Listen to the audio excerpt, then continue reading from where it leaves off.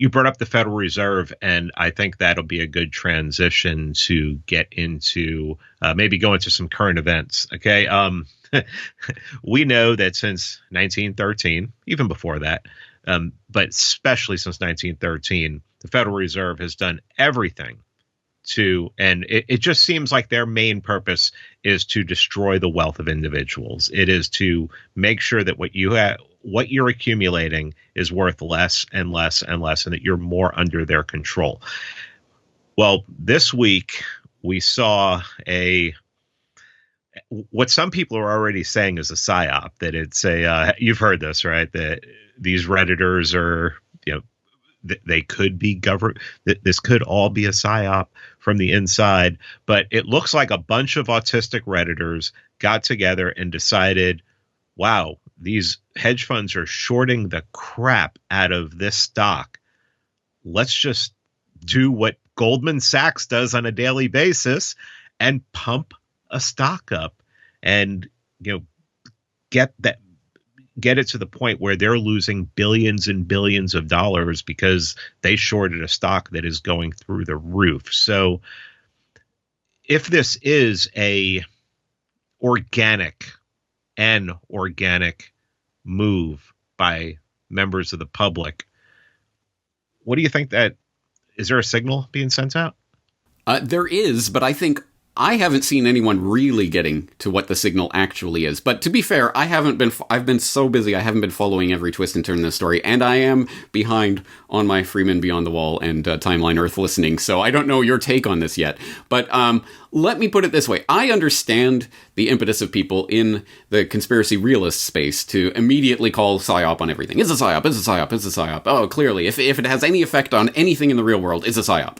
I understand that because so much is some form of playing on the public imagination. But I think, again, that plays into the mentality of the monolithic conspiracy theory. There's one singular agenda, and they control everything that happens in the world, and nothing can happen out of the control of these people, etc., etc. It makes them into the cartoon supervillains that I think does a disservice to this type of information. No, real movements do happen, and real things do happen. The real question is, how is that then used? How is it steered? How is the narrative around that formed? How is that energy diverted into unproductive ways?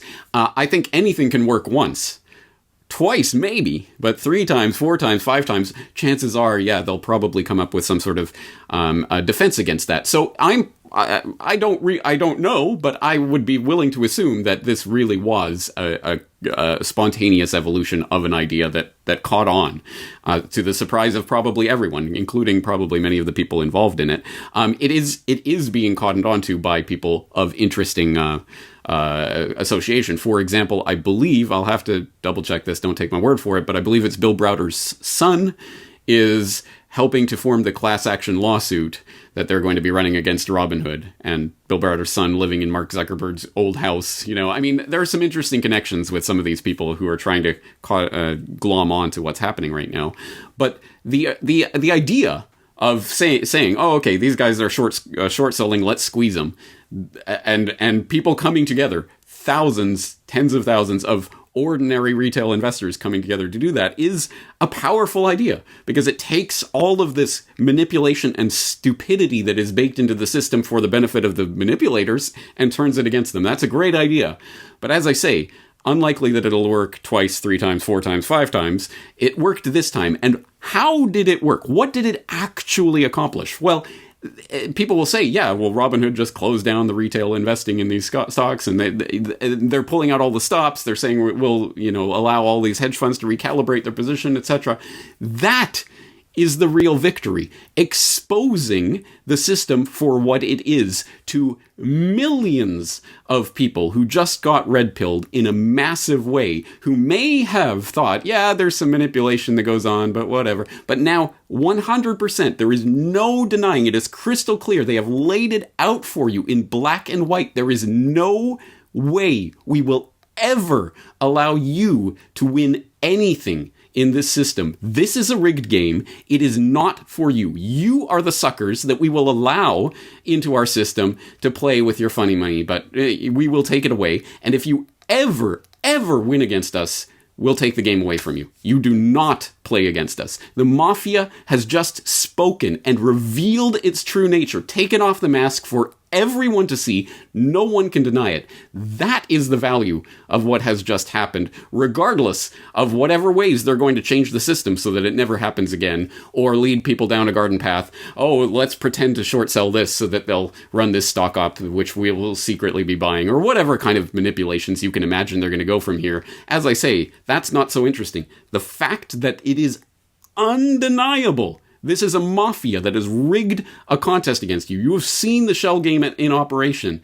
There should never, ever, ever be trust of any kind in this system for anyone ever again. And anyone who does at this point is an idiot. That is the value of what has just happened over the past week, regardless of what ultimately plays out financially from this. Well, I think we can see that if people are hurt financially from this, and I'm talking about hedge funds and their managers, if they are. Now, you and I have talked before about big tech and what they're doing, and you've been covering it on your show perfectly. The question always is with big tech is, you're going to get the autistic libertarian. It's a private company, bro. They can do whatever they want. But still, something needs to be done about these people. And starting another platform it's a nice idea, and sometimes it works, and sometimes it works on a small scale. But it seems to me like maybe somebody can look at what these Redditors have done and put together maybe they can inspire people to come up with a strategy for going up against these people. Maybe it's just the hope. The red pilling is great, of course, to be like, oh, you mean Robinhood made it so that you can't buy? Wow, that's messed up. But also maybe people will be inspired to be like, what can a bunch of us come together and do to take down Twitter? It just seems like people could really be inspired to put their autism to good use, I absolutely agree that one of the fundamental messages here is that coordinated action by decentralized actors, hopefully people working just for themselves in their own interest, just organically coming onto an idea, can have an effect, which is an important thing for especially right now in our historical moment, because people of our generation have seen time after time after time, no matter what you try, no matter what you do, protest till you're blue in the face, it will change nothing. Things will only get worse. And that's been the lesson and the message of everything I've seen politically in my entire life. 2003, you had the largest demonstrations of all time against the Iraq War. Still happened. And they barely covered it on the news. Oh yeah, there were massive protests all around the world. Anyway, and now the bombs are dropping on Baghdad. It does nothing. It does nothing, no matter what you do. 2008, huge protests against the banker bailout. Absolutely, just overwhelming. No, we will not stand for this.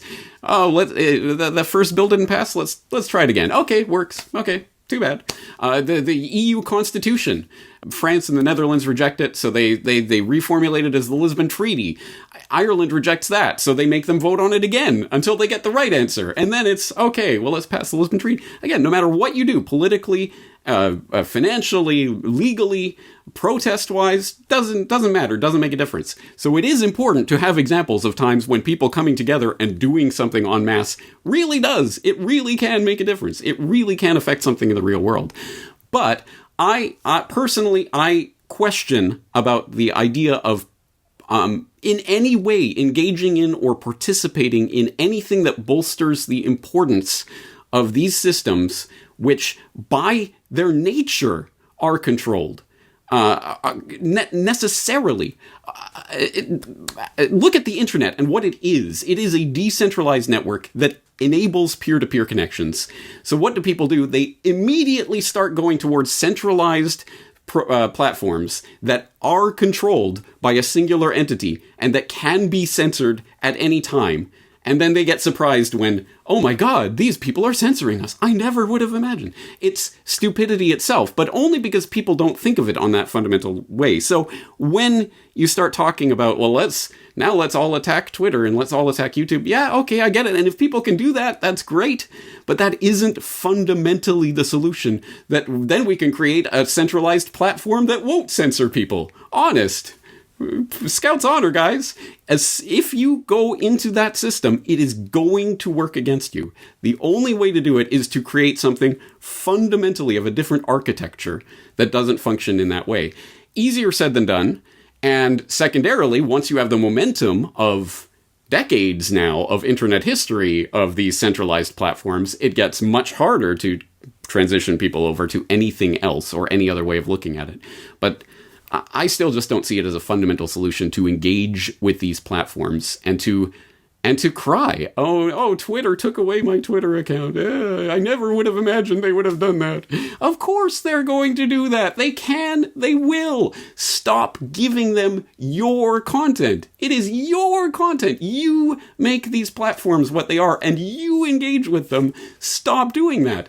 There are fundamentally different ways of doing this in decentralized architectures that cannot be taken away with you in that manner. How'd you know I got kicked off Twitter last week? I actually didn't, but that doesn't surprise me. That doesn't surprise me.